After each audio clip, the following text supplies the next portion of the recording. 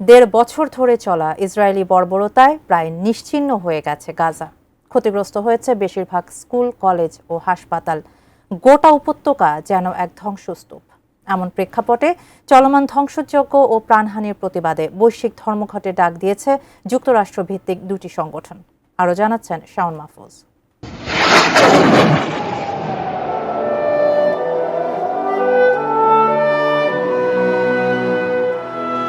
গত 18 মার্চ যুদ্ধবিরতি ভেঙে যাওয়ার পর গাজায় প্রতিদিনই স্কুল, শরণার্থী শিবির ও হাসপাতালে নির্বিচারে হামলা চালাচ্ছে ইসরায়েলি বাহিনী। অবরুদ্ধ উপত্যকাটির এমন কোনো জায়গা নেই যেখানে হামলা চালাচ্ছে না দখলদার বাহিনী। চারদিকে ধ্বংসস্তূপ, হাসপাতালে আহতদের ভিড়, স্বজনহারার কান্না।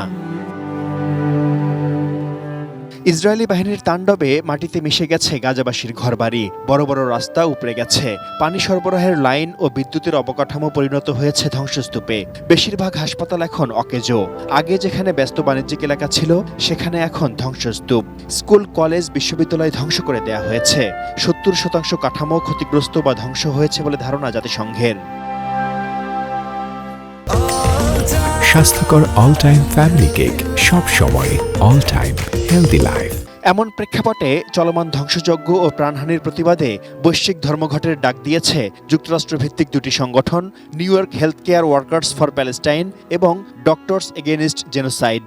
সোমবার নিউ ইয়র্কে অবস্থিত জাতিসংঘের প্রধান কার্যালয়ের সামনে স্থানীয় কর্মীরা জড়ো হয়ে বিক্ষোভ প্রদর্শন করবেন।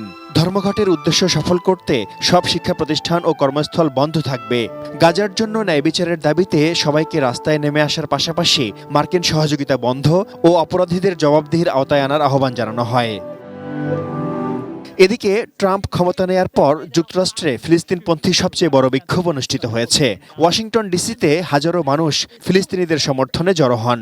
এ সময় ফিলিস্তিনপন্থী শিক্ষার্থীদের বিরুদ্ধে ট্রাম্পের দমনপীড়ন, ইসরায়েলের গণহত্যা সহ বিভিন্ন দাবিতে স্লোগান দেন তারা।